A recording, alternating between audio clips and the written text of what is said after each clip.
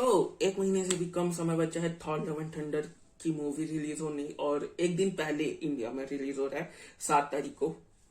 लेकिन फिर भी अगर तुम अपने आसपास इंटरनेट में देखोगे तो ज्यादा कुछ hype Thor love and thunder के लिए नहीं दिखेगी तुम्हें, और इसकी वजह बहुत कुछ हो सकती है, और उनमें से कुछ जो मुझे लगता है उसके बारे में हम डिस्कस करने वाले हैं। तो सबसे पहले तो ये क्लियर कर लेते हैं कि पिछले जब से फेज 4 शुरू हुआ है मार्वल के साथ, यही हो रहा है जब से ब्लैक विडो मूवी रिलीज हुई है। कई लोग कह सकते हैं कि ब्लैक विडो जो है वो बहुत बार डिले हो गई इस वजह से फलाना ढिमका, लेकिन जो थोड़ी भी एक ब्लैक विडो की आखिरी मूवी है तो उसके लिए वैसी टाइप की हाइप होनी चाहिए, वो भी नहीं है। अगर ब्लैक विडो को हम छोड़ भी दें तो नए सुपर हीरो की एंट्री होने वाली थी शांची की, उसने काफी अच्छा बिजनेस किया। अब ये एक्सेप्ट करना पड़ेगा कि मार्वल ऐसे पोजीशन में अगर वो कुछ भी रिलीज कर दे तो वो पैसा कमाएगी, क्योंकि अब एक तरीके से कल्ट फॉलोइंग बन गई है मार्वल की, कि ऐसे फैंस आ गए हैं कि वो कुछ भी हो जाए वो मार्वल की मूवीज देखेंगे ही देखेंगे। उनमें से एक मैं भी हूँ, क्योंकि मुझे प्यार ही ऐसे है मार्वल मूवीज से, तो मैं कुछ भी रिलीज कर दे मार्वल मैं देखने वाला हूँ, चाहे मुझे पसंद आए ना आए।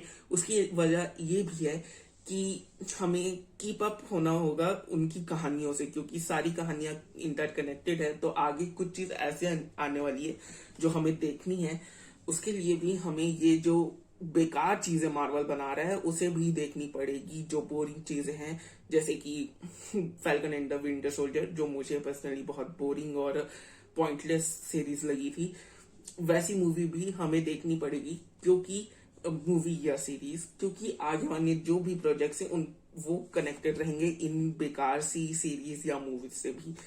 और इसी के साथ पहला कारण ये आता है कि अब लोगों को ज्यादा उम्मीद नहीं है, मतलब लोगों ने ज्यादा कुछ एक्सपेक्ट करना ही छोड़ दिया है मार्वल से, कि अब मार्वल कुछ नया करेगा, कुछ ग्राउंड ब्रेकिंग करेगा, कुछ नया हमारे सामने लाएगा।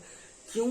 उसी के साथ हम आते हैं अपने दूसरे पॉइंट पे, जो कि है कि PG-13 का चस्का। मार्वल को हर मूवी PG-13 चाहिए, तो कुछ नया नहीं है उसके पास। उसके पास एक स्टोरी का सैचुरेशन आ गया है कि उनके पास नई कहानियां ही नहीं बची जो नए तरीके से बता सके हमें, जो नए कैरेक्टर्स के साथ हमें नई नई कहानियां और भिन्न प्रकार की कहानियां हमारे सामने रख सके। जैसे कि हर अब प्रिडिक्टेबल हो चुका है कि एक हीरो होगा, एक विलन होगा, विलन का कुछ मिसकंसेप्शन होगा, या एक क्या कह सकते हैं, हाँ, एक बिल्कुल नासमझी में विलन अपना कुछ कांड कर रहा होगा और यहाँ पास हीरो आएगा, उसको समझाएगा और बात खत्म।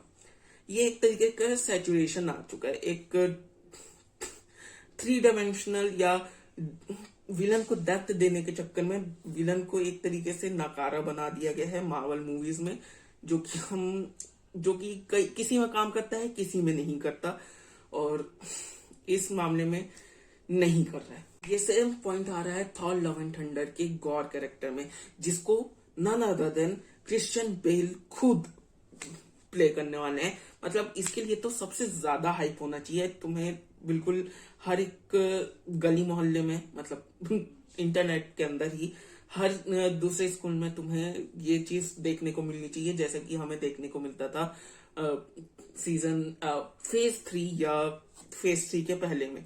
लेकिन अब बिल्कुल पॉइंटलेस हो रहा है। मतलब ऐसा नहीं है कि कोई भी नहीं बात कर रहा, लेकिन बहुत ही ज्यादा हाइप नहीं है कि अरे यार थॉर की मूवी, थॉर की मूवी, थॉर की मूवी, ऐसा वाला हाइप नहीं बन रहा है, जो कि अब एक सैचुरेशन पॉइंट मार्वल के लिए आ गया है, मैं ये कहूंगा।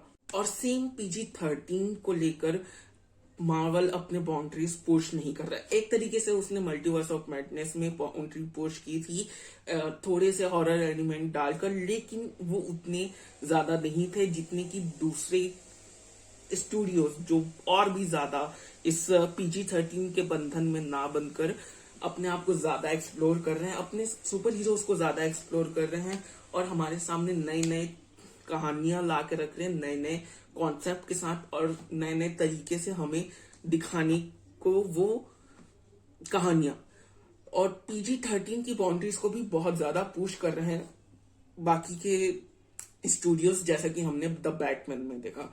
लेकिन एक तरीके से हम मार्वल को वो नहीं करते हुए देख पा रहे, और मार्वल इसी कारण से बहुत हिस्सों पे पीछे छूट रहा है। लेकिन फिर भी मार्वल के पास पैसे जा रहे हैं, क्योंकि एक तरीके से पूरी फैन फॉलोइंग बन गई है। जैसा कि मैंने कहा, जो मेरे जैसे लोग जो बस मार्वल के साथ कीप अप करने के लिए उसको पैसे देंगे, चाहे वो कुछ भी दिखाए।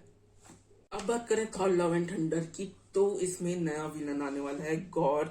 अगर जिन्होंने कॉमिक बुक्स नहीं पढ़ी हैं तो बहुत बहुत ही स्ट्रॉन्ग कैरेक्टर है, बहुत ज्यादा मीनिंगफुल कैरेक्टर है उसका, और बहुत ज्यादा इन डेप्थ में जाके उसके कैरेक्टर को एक्सप्लोर करना पड़ेगा।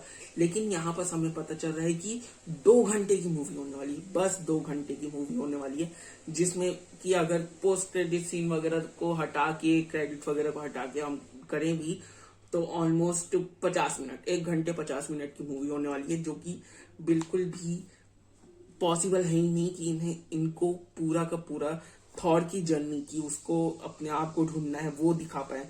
उसके बाद जेन फॉस्टर की स्टोरी दिखा पाए कि उसको ये पावर्स कैसे मिली और ये पावर्स उसके पास रहने के लिए क्यों जरूरी है।